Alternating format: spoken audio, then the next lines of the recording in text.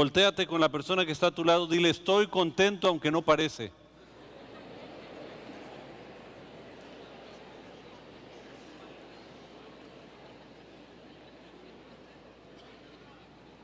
Déjenme nada más hablarles de unas cuantas cosas, algunos cambios que está viendo. Ustedes están viendo la remodelación.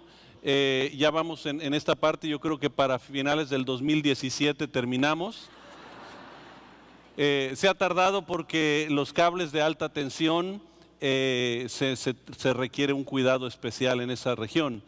Y para haber cuidado o protegido toda esa sección de cable de alta tensión, iba a costar 170,000 pesos a la comisión solo para que protegieran eso. Entonces dijimos, poquito a poco.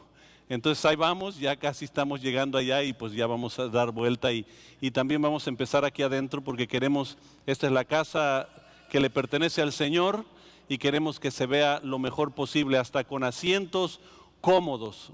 Obviamente eso se los tiene que imaginar porque no vamos a estar poniéndolos, ¿no? Pero también otro cambio, afuera ustedes van a ver que la carpa vamos a estar arreglándola. Ese arreglo de esa carpa es el lugar de oración para nosotros y se va a convertir en un lugar de oración 24 horas al día. Habíamos quitado el lugar de acá por la seguridad, pero en esta región, como tenemos guardia y todo eso, pueden venir a cualquier hora, van a poder estar orando, pero va a ser un lugar especial dedicada a la oración en todo momento. Creemos que se requiere oración. Hoy en día creo que estamos viviendo en los últimos tiempos. Ustedes están viendo lo que está pasando en Rusia, todo el movimiento que está surgiendo a nivel mundial. La cosa está apresurada y es importante apresurar. Y esa oración no solo va a ser por orar por el mundo, sino también van a estar orando por los ministerios, se van a dedicar a cosas muy, muy específicas. Entonces, por favor, sé parte. Para ello también tenemos una capacitación que damos aquí, muchos no saben, se llama INSTE. INSTE es un programa de discipulado, primer nivel. Ese discipulado se hace en grupos pequeños. Si tú quieres ser parte, si quieres prepararte mejor, hay gente que se nos ha acercado y nos ha dicho, ¿cómo me puedo preparar mejor? Bueno, solicita un grupo de INSTE, puede ser en tu casa. Si tienes un grupo de hogar y quisieras que sea un grupo de INSTE en grupo pequeño, pudiera ser. Entonces, para que te prepares mejor y seas parte de lo que Dios está por hacer en nuestra región, entrego eso. A la salida va a haber aplicaciones si quieres tú ser parte de INSTE. También, ¿qué más se me olvida? Qué emocionante todo, ¿no? Loma Bonita. Bienvenidos, gracias por estar con nosotros, perdonen, era lo primero que debía de haber hecho. También a nuestro campus San Pedro, gracias, que Dios les bendiga, gracias por estar cada domingo con nosotros. ¿Listo para la palabra? Hoy empezamos una serie llamada La historia de dos reyes. Por lo tanto, tienen su Biblia, me imagino, ¿no? Biblia, dispositivo, lo que tengas, levanta tu Biblia en alto. Y vamos a hacer la declaración con todo el corazón. Díganlo conmigo. Esta es mi Biblia. Yo soy lo que dice que soy. Tengo lo que dice que tengo. Puedo hacer lo que dice que puedo hacer. Estoy por recibir la palabra infalible, incorruptible de Dios. Ella me cambiará y nunca más seré igual. En el nombre de Jesús. Amén. Si necesita...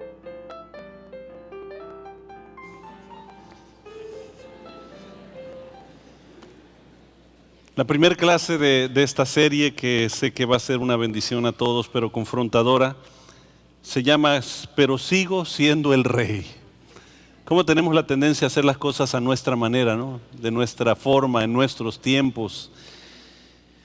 Y no nos damos cuenta precisamente las consecuencias reales de nuestras decisiones en la vida.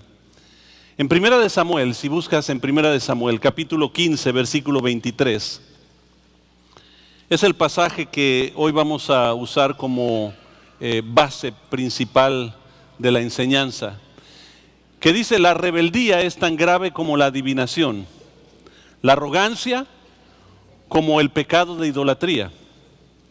Y como tú has rechazado la palabra del Señor, el Señor te ha rechazado como rey.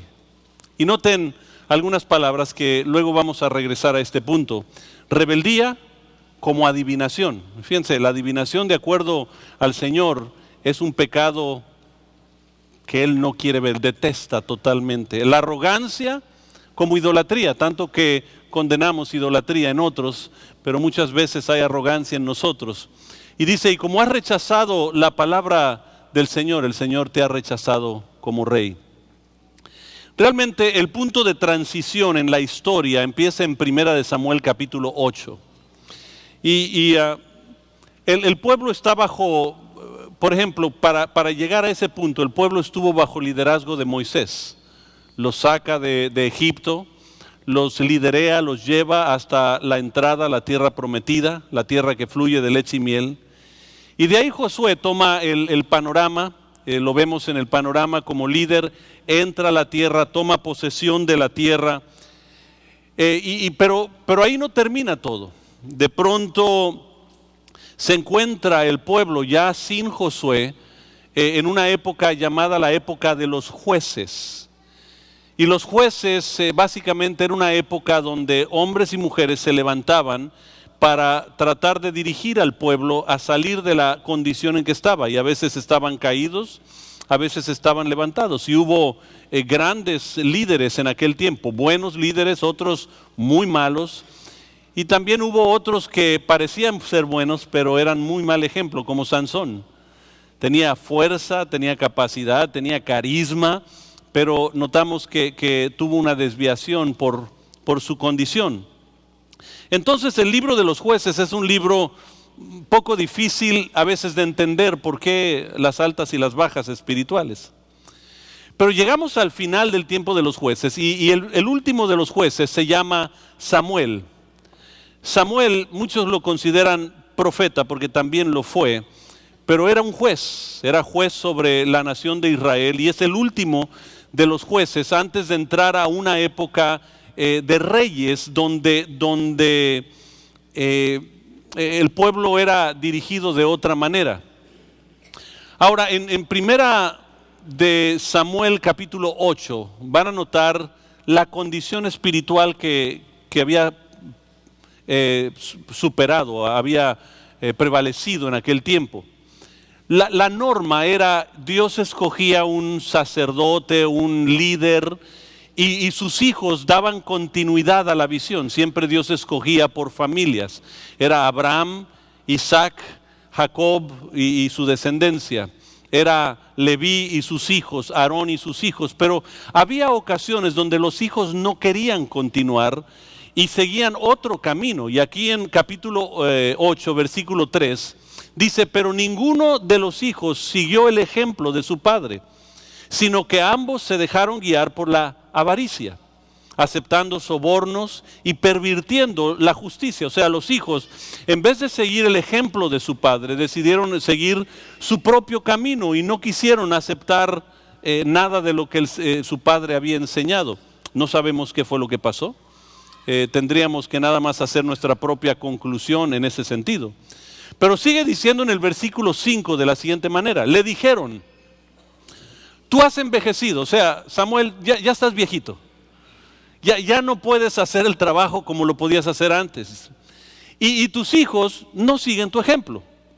Mejor danos un rey que nos gobierne como lo tienen las otras naciones. O sea, ellos querían otro tipo de gobierno, ya estaban cansados de estar esperando en Dios. Estaban cansados de tratar de escuchar cuál era la voluntad de Dios. Estaban cansados de ser liderados por jueces, algunos buenos, algunos malos. Y dijeron, ¿sabes qué? El resto del mundo tiene otro tipo de gobierno, lo hace distinto. Y muchas veces así somos en la vida. Queremos las cosas como el mundo las hace. ¿Por qué? Porque es lo popular. Así lo hace todo mundo, por lo tanto, no queremos estar fuera de la moda. Entonces a veces le pedimos a Dios lo mismo que ellos pidieron. Oye, danos un rey que nos gobierne como lo tiene el resto del mundo. Ahora, lo curioso de esto es que Dios sabía que ellos iban a pedir un rey. Él sabía que que uno de estos días ellos se iban a levantar, iban a decir, Señor, esto es lo que yo quiero. Eso nos dice algo. Dios sabe exactamente cómo te vas a comportar uno de estos días y qué es lo que le vas a pedir. Y fíjense en Deuteronomio, si regresamos en la Biblia a capítulo 17, versículo 14, el Señor está dando instrucciones al pueblo de Israel, ya está en la tierra prometida, les está revelando la ley una vez más, y les dice lo siguiente: cuando tomes posesión de la tierra que te da el Señor tu Dios, y te establezcas, y alguna vez dices, quiero tener sobre mí un rey que me gobierne, así como lo tienen todas las naciones que me rodean.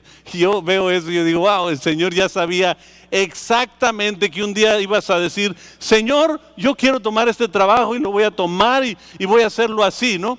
Y dice, y aquel día que digas así.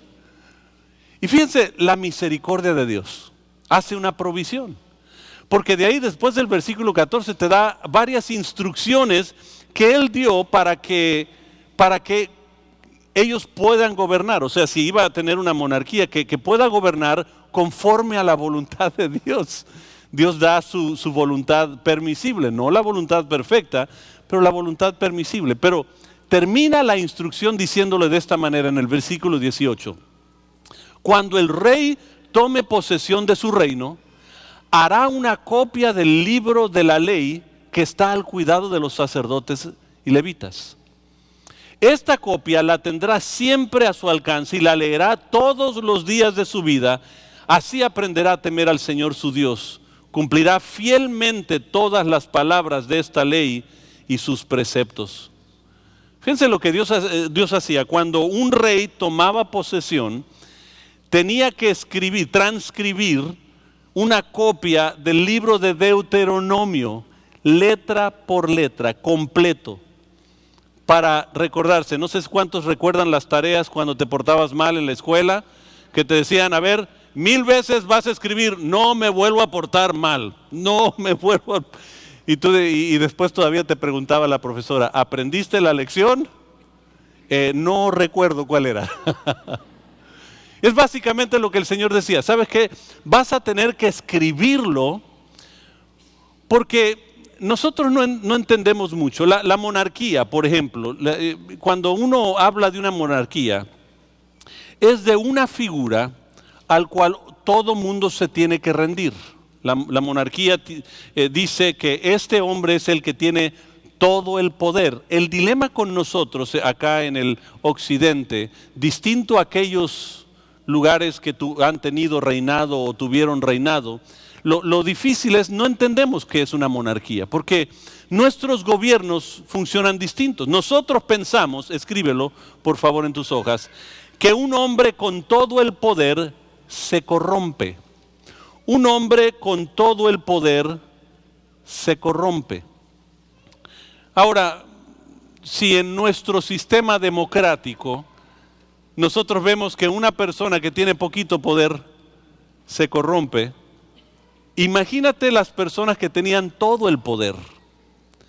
Por eso los césares después pedían adoración a ellos, se formaban ídolos y la gente se tenía que venir a postrar ante el César porque ellos se creían Dios, porque tenían todo el poder. Y Dios sabía que el momento que te da la libertad para hacer algo, en ese momento tú dices, tengo el poder de hacerlo y se corrompe nuestro corazón.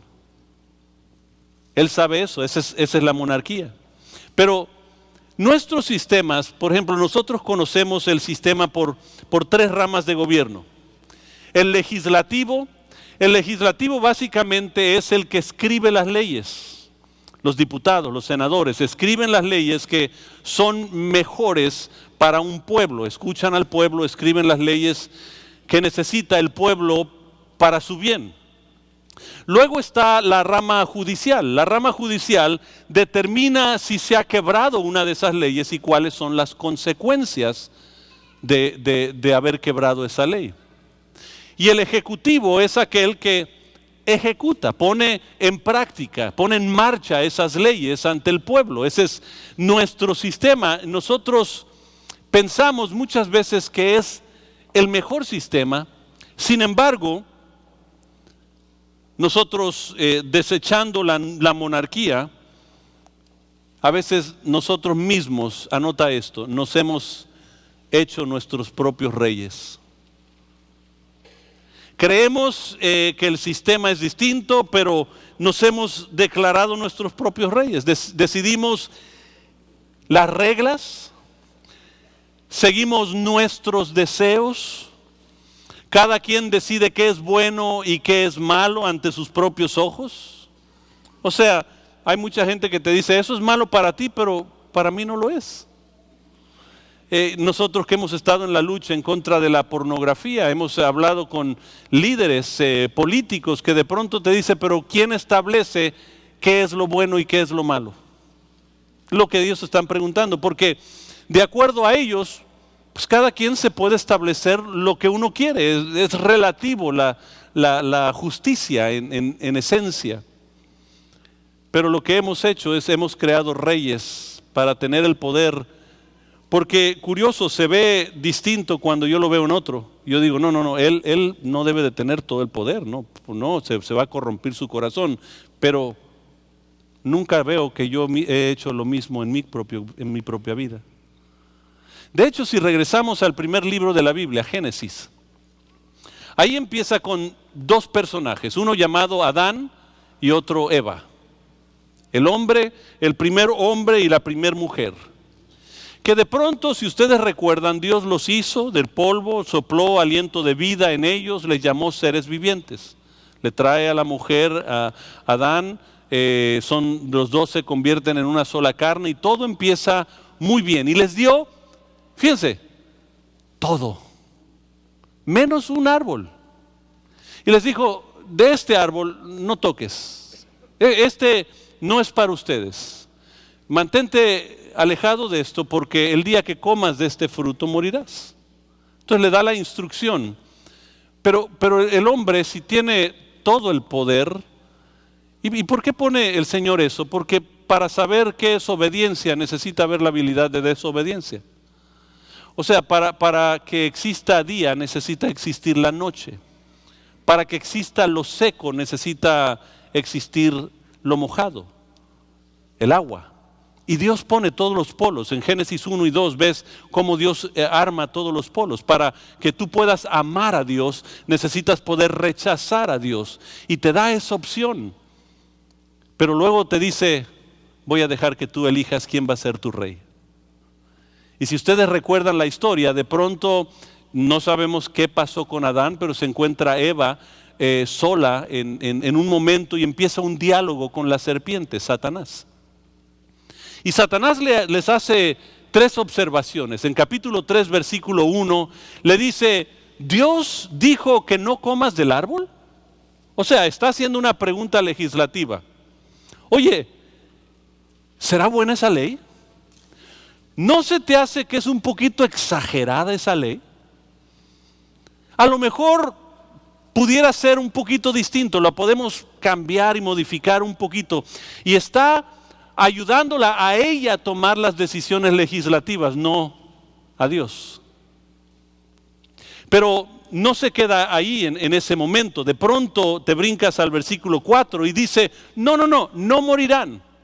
¿Te dijo que iban a morir si comen eso? No morirán, es una declaración judicial. O sea, esas no son las consecuencias, las consecuencias las determinas tú.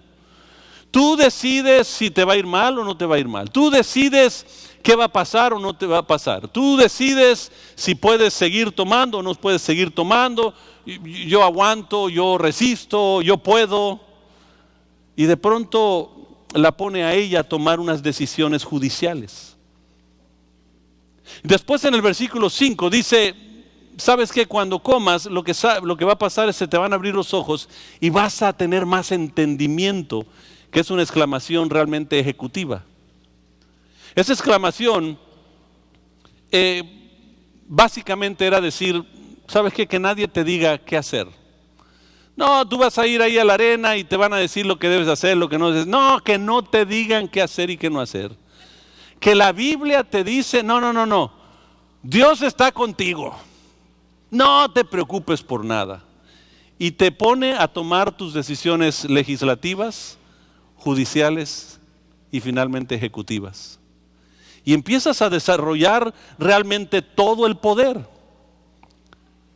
Esta rebelión básica que vemos en Adán y Eva es básicamente esto: sé tu propio rey. No necesitas que Dios te gobierne, no necesitas un líder, no necesitas nada. Tú puedes hacerlo, vive a tu manera, sé feliz, come y bebe que mañana moriremos.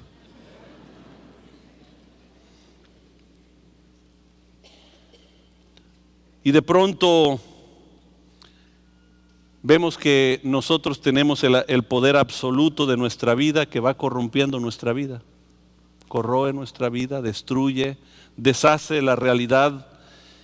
Y nos convencemos que en el otro está mal. Híjole, está tomando las decisiones, debe estar orando, debe estar buscando la voluntad de Dios. Pero llega una oportunidad para nosotros y luego lo tomamos sin haber consultado a Dios. Se ve muy distinto en otro que en uno. Por eso el Señor decía, no mires la estilla que está en el ojo de tu hermano cuando no estás viendo la viga que está en el ojo tuyo. Esto se ve clarísimo en la vida del primer rey que vamos a estar viendo aquí, Saúl. Saúl llega por una circunstancia adversa a enfrentarse con Samuel.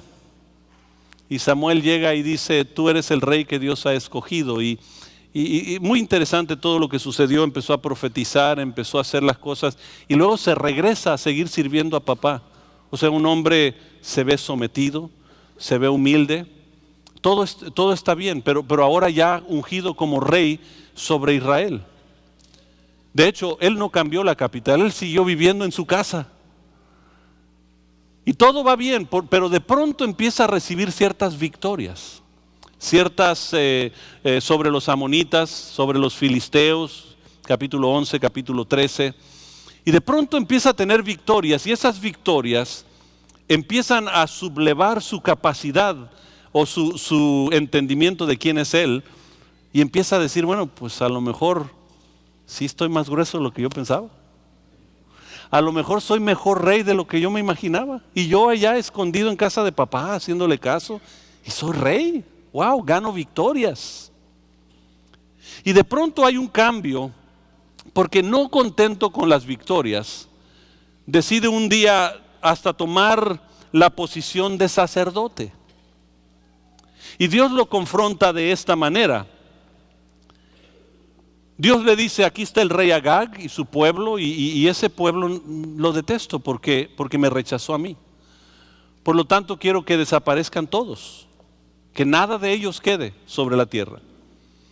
Pero Saúl, cuando va, decide tomar al rey preso, porque qué orgullo se ve que yo pueda destruir a otro rey, ¿no? Lo pueda humillar. Entonces, usualmente lo que hacía el mundo es tomaba a los reyes y los exponía para decir, mira qué tan bueno y tan grueso soy yo, porque pude vencer a este rey. Pero no solo eso, decidió tomar las riquezas de ellos, el ganado, todo eso, para decidir ofrendarle a Dios. Samuel está lejos, él ya le había dado la instrucción de parte de Dios, y Dios empieza a hablar con él y decirle, mira, esto es lo que ha pasado con el corazón de Saúl. Esto es lo que está sucediendo en él y no es bueno. Y llegamos a Primera de Samuel, capítulo 15, versículo 11. Y dice lo siguiente, lamento haber hecho a Saúl rey, porque no me ha sido leal y se ha negado a obedecer mis mandatos. O sea, no ha seguido mi instrucción. Se ha negado a obedecer. Recuerden, él tuvo que escribir todo el libro de Deuteronomio. Tenía que revisarlo todos los días, tenía que repasarlo. Y el Señor dice, lamento haberlo puesto como rey. Porque ha decidido hacer las cosas a su manera. Ahora, para esto Samuel está en agonía. Samuel amaba a Saúl. Él lo vio crecer, él lo vio desarrollarse desde que estaba pequeñito, joven. Él lo vio cuando fue ungido porque lo ungió a él como rey. Y ve de pronto cómo el corazón se empieza a desviar el momento que tiene el trono de todo el poder y el poder absoluto corrompe absolutamente. Y de pronto está en agonía y Dios dice, espérate, deja de llorar, deja de lamentar, porque no te ha rechazado a ti como juez, me ha rechazado a mí como rey. Porque no tiene que ver contigo y tienes que entender eso. Entonces dice, Samuel, levántate y ve a hablar con Saúl y dile lo que yo le estoy diciendo. Y en el capítulo 15, versículo 22, llega y de pronto encuentra todo como Saúl lo quería. Ve al rey Agag arrestado, escucha todo el ruido del animalero que tenía, ve todo lo demás, y de pronto nada más se enfrenta al rey y le dice, ¿qué es lo que más le agrada a Dios? ¿Tus ofrendas quemadas y sacrificios o que obedezca su voz? Escucha, la obediencia es mejor que el sacrificio y la sumisión es mejor que ofrecer la grasa de carneros. Y el versículo 23 ahora sí lo confronta fuerte y dice, la rebeldía es tan grave como la adivinación, la arrogancia como el pecado de idolatría. Y como tú has rechazado la palabra del Señor, Él en este día te ha rechazado a ti como rey. Wow, qué profundo. Ustedes conocen la historia. De pronto Samuel decide voltearse y caminar y se echa y le rompe y le rasga el vestido y dice, así como ha sido rasgado mi vestidura, tu reino ya es rasgado ante Dios. Se acabó. Y todavía, fíjense el orgullo en el hombre, la arrogancia. Dice, por lo menos actúa como me bendices frente a mi gente, para que no se den cuenta de lo malo. Todavía quiere un show espiritual para que la gente diga, ay, mira qué bonito el rey, todavía siendo bendecido por el profeta. 3 pecados que él cometió. Yo quiero que los anotes en tus hojas. Pecado número 1, rebelión. Digan esa palabra conmigo, rebelión. Cuando primero llegó al trono, su primera responsabilidad era escribir la palabra de Dios. Deuteronomio significa segunda ley, no porque Dios había dado una segunda ley, sino que por segunda vez está repitiendo la palabra al pueblo, diciéndole, esto es lo que yo espero de ustedes. Y esto es para que tengan presente la palabra, y tenía que estarla repitiendo constantemente, pero no escucha a Dios, decide hacer las cosas a su manera. Él decide legislar a su manera. Y puedes escribir lo siguiente en tus hojas. Nosotros determinamos las cosas bajo nuestros propios principios. Llega el momento donde tendríamos que preguntarnos, ¿qué lugar tiene en nuestra vida la palabra de Dios? Y yo sé, si yo les pregunto ahorita, la mayoría van a decir, no, es importantísima la palabra de Dios. No, lo más grande. Pero cuando tomamos decisiones, ¿dónde está la palabra de Dios? Rebelión significa establecer lo legislativo en tu vida. Tú decides la ley. ¿Qué es bueno, qué es malo? Por eso a veces andamos cometiendo errores en la vida y luego andamos justificando con algún versículo por acá, buscando cómo justificarnos. Porque en algún momento tomamos la decisión de la ley en nuestra propia vida. Y eso para Dios se llama rebelión. Pecado número 2, arrogancia. Noten en 1 Samuel 15:20 cómo dice Saúl, pero sí obedecí al Señor. Cumplí la misión que él me encargó. Traje al rey Agag, pero destruí a todos los demás. Nada más le fallé en un poquito. No fue una mentira grande. No, los políticos dicen mentiras grandotas. Yo dije una blanquita, y así está medio nada más pulidita, sino no es gran cosa. Eso es lo que está diciendo él. Hice todo lo que dijo, nada más me traje el rey Agag. Ah, te dije del ganado también.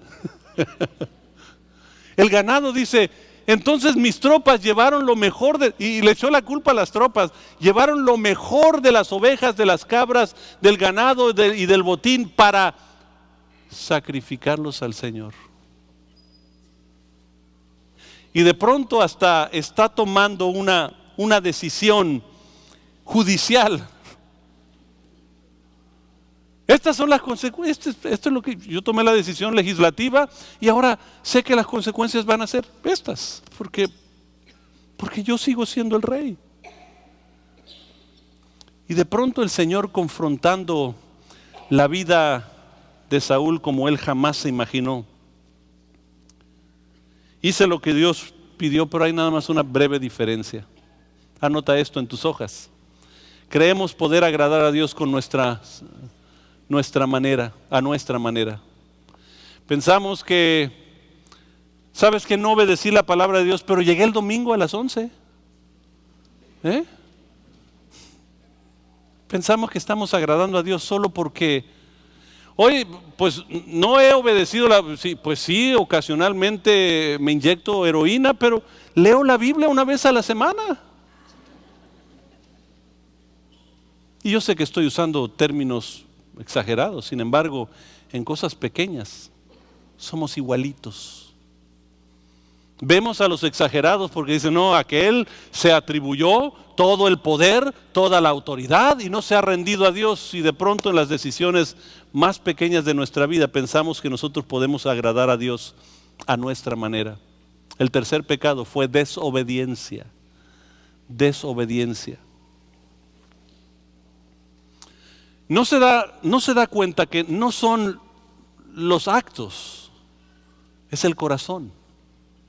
La motivación del corazón en él. Y fíjense lo que pasa, anótalo en tus hojas. Cubrimos la falta o el pecado con religión. Cubrimos la falta de santidad de nuestra vida con religión. Y anoche estuvimos haciendo lo malo y hoy llegamos y levantamos manos y adoramos a Dios y dicen, bueno, adoré a Dios, hasta derramé lágrimas. Isaías capítulo 1 dice, el pueblo de Israel levantaba manos para adorarme y yo volteaba mi rostro para no verlos. Wow. Porque no nos damos cuenta que no es el acto que Dios quiere en ti. Por eso Dios no le importa tu religión. No le importa la iglesia que tú asistes. No le importa las liturgias que acostumbras. Porque para Dios no es importante ni la liturgia ni la religión. No le importa nada de eso. Anhela el corazón tuyo, pero eso es lo que no le hemos dado. Porque cubrimos nuestras faltas con religión, religiosidad. Seguía en el trono Saúl, pero ahora sin poder.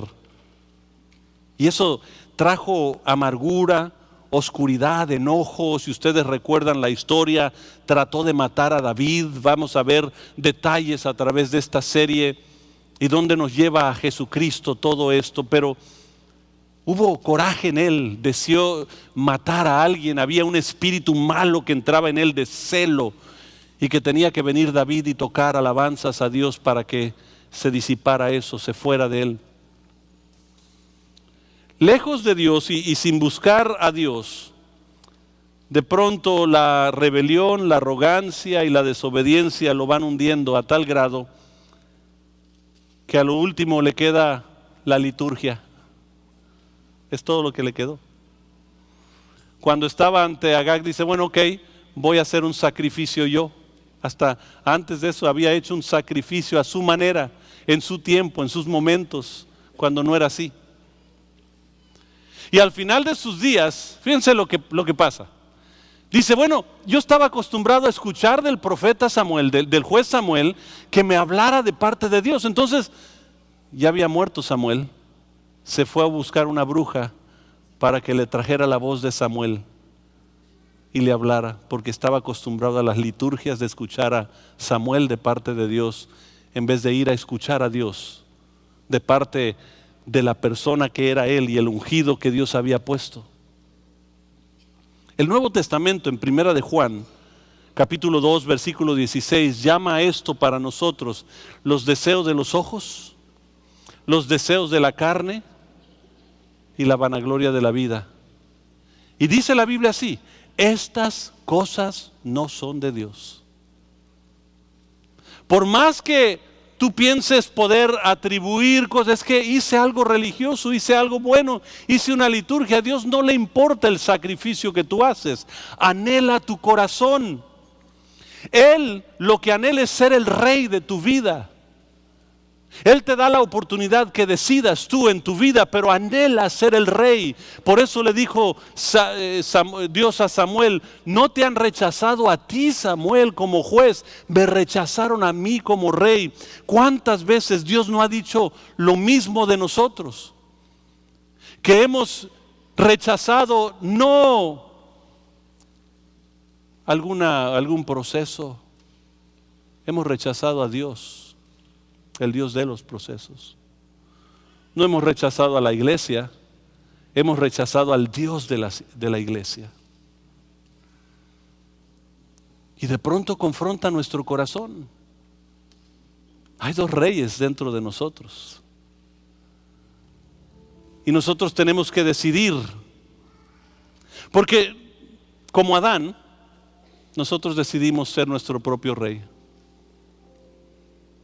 Va a ser a mi manera, en mi tiempo. ¿Por qué nos molestamos cuando cambios surgen? Cambiamos las sillas o cosas pasan. ¿Por qué nos molestamos? Porque Dios no es nuestro rey.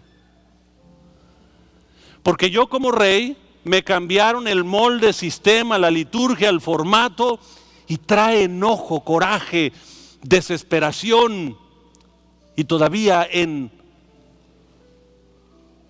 acto religioso decimos: es que Dios me está diciendo que hable mal del pastor, para que se dé cuenta de su error.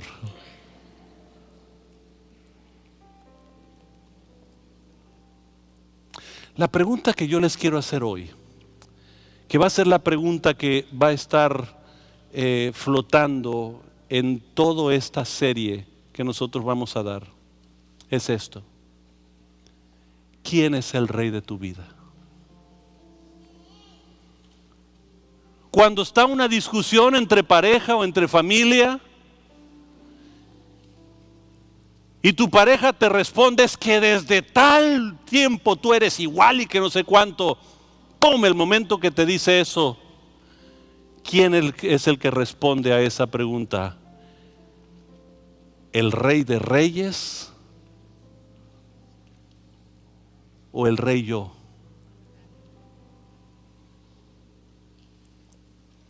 Cuando tienes que tomar una decisión financiera en tu vida, ¿quién es el que responde ante esa situación?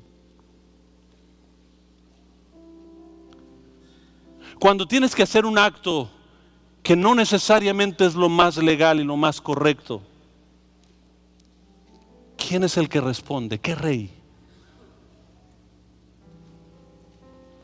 El anhelo de Dios en este tiempo es que lo hagamos a Él el Rey y Señor de nuestras vidas.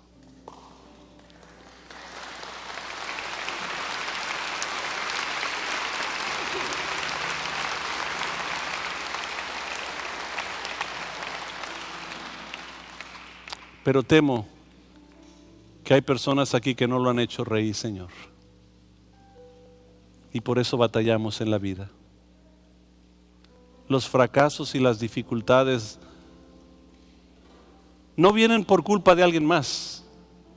Adán dijo: Señor, es que esta mujer que me diste, si conocieras a la esposa que tengo. ¿Y saben cuál es el problema? No es la esposa que tú tienes, o el esposo, o los hijos, o el vecino. Es que tú sigues sentado en el trono y están violando tus leyes, tus principios, tus reglamentos. Y el Señor dice: amados, Amémonos unos a otros, porque el amor es de Dios y todo aquel que ama es nacido de Dios y conoce a Dios, porque Dios es amor. Y dice, si alguien te ofendió, no te preocupes, da la otra mejilla. ¿Por qué? Porque el Rey de la Gloria está legislando tu vida y dirigiendo tu vida. Pero cuando tú decides tomarla, siempre hay fracaso tras fracaso. Cierra tus ojos. Señor, nosotros necesitamos bajarnos del trono y mejor sentarnos como María a los pies tuyos, a solo escuchar tu voz. En nuestra casa, en nuestro trabajo. Señor, no te hemos hecho el Señor y Rey. Un día te recibimos, sí, pero no te hemos dado el control de nuestra vida. Y seguimos en la monarquía del yo. Yo quiero tomar las decisiones. Y no nos hemos rendido a tu voluntad, a tu palabra. Señor, transfórmanos realmente. Que nos enamoremos de ti, de tu presencia, de tu palabra, Señor. Que tan enamorados estemos de ti, que tu palabra valga más que cualquier otra palabra en nuestra vida. En el nombre de Jesucristo.